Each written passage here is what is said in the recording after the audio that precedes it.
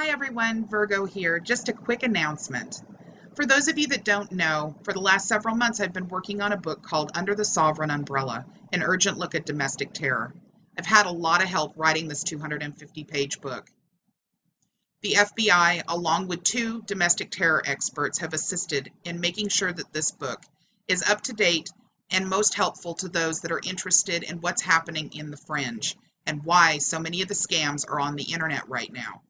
It's very valuable for you to have to share with friends and family, and it comes with a bonus. The bonus is a year's worth of me collecting packages by people who have been ripped off by scam artists, and those packages will be available to you in the bonus along with the book. I have put up a GoFundMe account for the Virgo Triad channel, as it currently is under attack by those it has exposed. The GoFundMe is to assist in putting up VirgoTriad.com's platform of free speech, real facts when searched for, and a debunking index that will allow people to find out real facts behind the scams.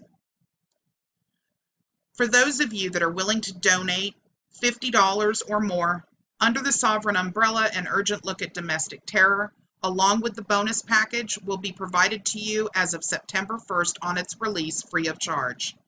Anything will help. $1 or $100, it matters not. Let's stick together and stop these scammers from taking over our internet and taking away our free speech. Please search for the link in the description below and visit the GoFundMe page. If you can't help now, that's okay. Just share. Thanks, you guys, and enjoy the video. Hello everyone, Virgo Triad here. We're going to pick up right where we left off yesterday with our top 10 false fringe theories of 2018, and this is number 8. The United States is a federal, for-profit corporation. And I have to say, for this little ditty, there's absolutely nobody better than pseudolaw.com for me to go to, who has a very condensed version of what I put together in 3 videos. This is something that was put together very well and condensed into one specific article, and I'm simply going to read that article because it incorporates everything that I put together in several videos and will make this much shorter. A popular theory is that the United States is a for-profit corporation similar to McDonald's. A variety of arguments are used to try to support this claim. We intend to investigate those arguments, but first we need to get some fundamentals out of the way. What is a country? What is a corporation?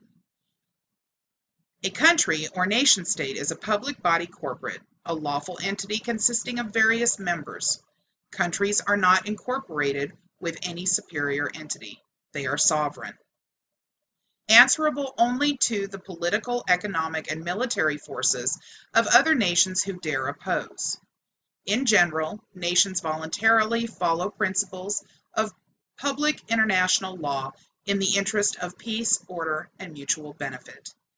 A standard corporation, on the other hand, similarly consists of various members, but is incorporated into, under, and subject to a nation-state or state of its laws. The nature and necessity of such corporations is explored at length in Blackstone's Commentaries of Corporations. People, men and women, human beings, whether citizens or not, are not considered corporations under law, but natural persons. It is not possible to appear in law individually except as a natural person. What is the United States? The United States is a sovereign state with the Constitution as a foundational document and supreme law of the land. The United States entity, the same as you see as a party in court cases, etc., was created implicitly by the Constitution. The United States is the highest entity that exists or can exist in the United States. The United States itself is not a standard corporation incorporated under any nation's laws or its own. However, the U.S. may form and make use of various standard corporations internally. Now that we're done with the formalities, Let's debunk some pseudo-legal claims. 28 U.S.C.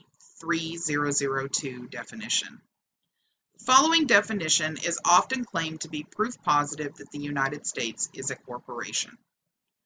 15 United States means A, a federal corporation, B, an agency, department, commission, board, or other entity of the United States, or C, an instrumentality of the United States. First, we need to understand the basics of statutory word definition. If you read the top of the section carefully, you will see the words, quote, as used in this chapter, unquote. That means those definitions only apply within that chapter of the USC, which we see here.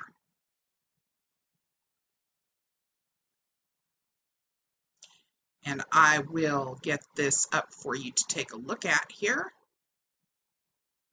There we go.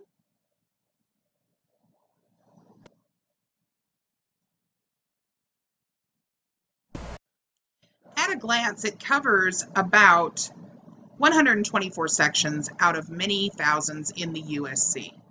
Moreover, the definitions only apply in federal proceedings that fall under that chapter. The same definition does not apply and is not used anywhere else. So yes, for the purpose of that chapter, United States is defined as a federal corporation. This argument is busted based on the scope of the definition alone. Clearly, something that applies in just one chapter of federal code cannot override the entire nation. We can look further through to find the exact intent and reasoning behind the particular definition. From the description of the chapter, we see it's related to federal debt collection procedure, which is a start. How can we quickly find out more? We can search Google Scholar to see what the courts say. Clicking the first case and checking footnotes 8 and 9 sheds much light on the topic. Apparently, the definition is related to the Fair Debt Collection Practice Act, and the intent is to limit the application to dealings with federal entities. In passing the FDCPA, Congress evinced a clear intent to exclude private transactions, debts created under and thus governed by state law, and to which the United States was not an original party, and that explains that. Once again, you guys, as I'm reading this, you may be hearing something coming out, and that is a little bit of sarcasm, because a lot of times what these scammers are doing in order to try to prove things like the United States is a corporation is they cherry pick laws. That's what they have done with the redemption theories also. They cherry pick laws. So they take from a section that has nothing to do with anything other than that one section, and they try to mix it with another section. It happens constantly, and it's actually rather irritating to see. So here is the next argument, which I hear all the time, the District of Columbia.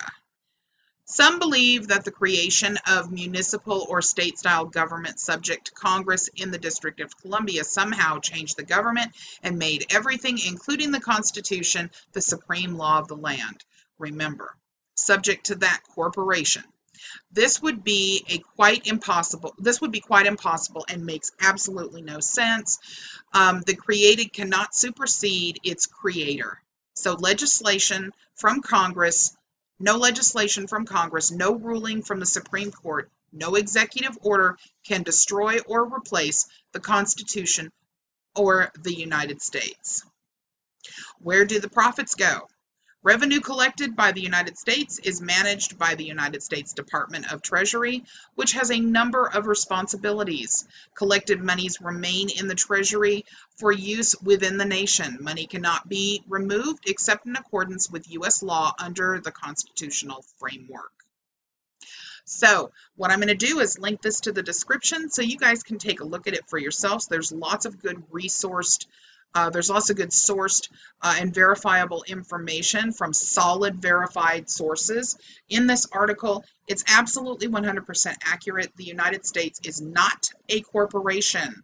The District of Columbia is a corporation, but the District of Columbia is not the United States of America. All right, everyone, so I hope you enjoyed number 8.